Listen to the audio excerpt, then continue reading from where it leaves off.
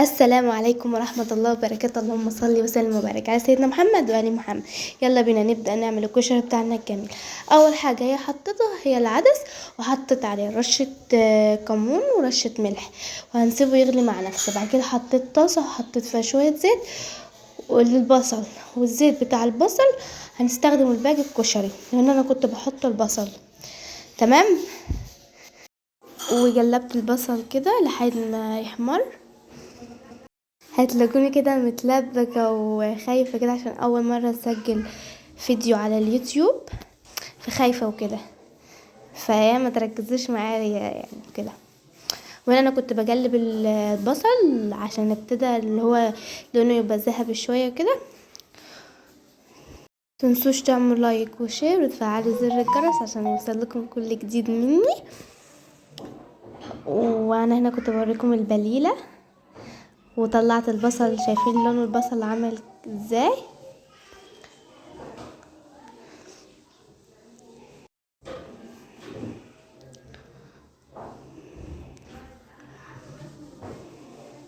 هنا انا حطيت البليله في شويه ميه وهسيبها تغلي مع نفسها، والزيت اللي هو زايد من البصل حطه هنا في الرز، وهجيب شويه شعريه واحط عليهم شويه الرز، بس اما الشعريه كده تبقى تحمر شويه هقلب فيها كده شويه اكتر.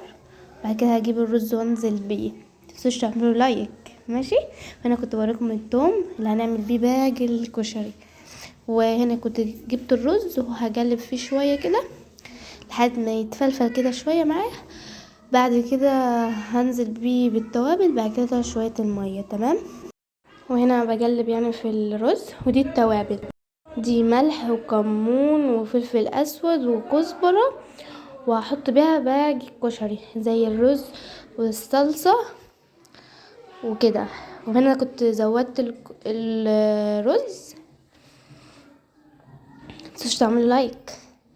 تمام عشان نكمل معاكم ونوصل. وهنا انا كنت بقلب الرز.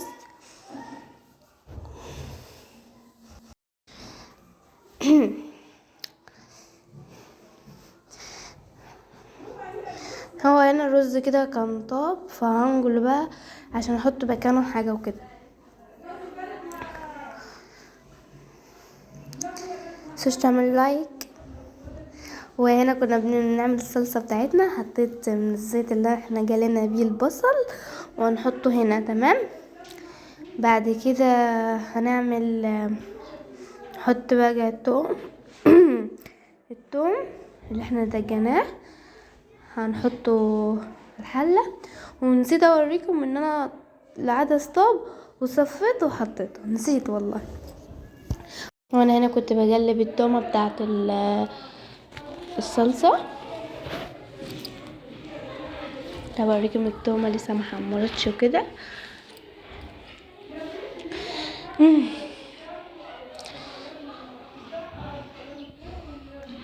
كنت بوريكم نفس التوابل اللي احنا حطيناها في الرز، حطيتها برضو، كانوا حطيت لها معلقتين خل كده. وبعد كده نزلت بقى بالطماطم وقلبت كده قلبت. بعد كده هغطيها لحد ما تتسبك. كنت هنا بوريها لكم ان هي اتسبكت.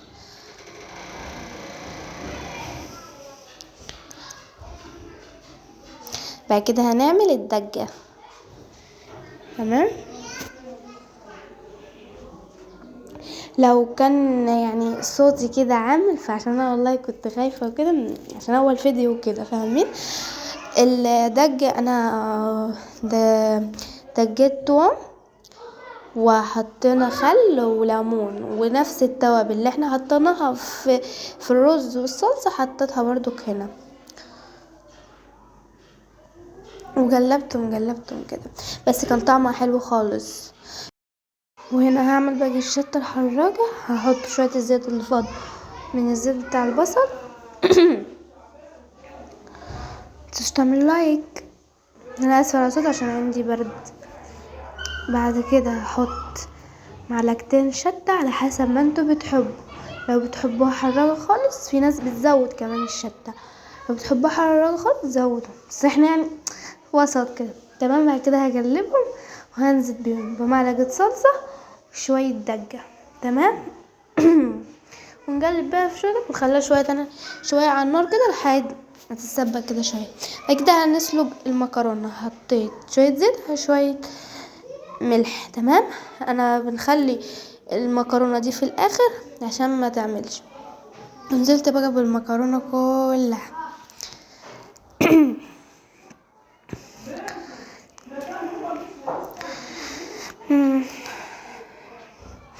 وهنا كانت المكرونه قاعد لها حاجه بسيطه وطيب يعني، فكنت بوريها لكم وهنا صفيت المكرونه.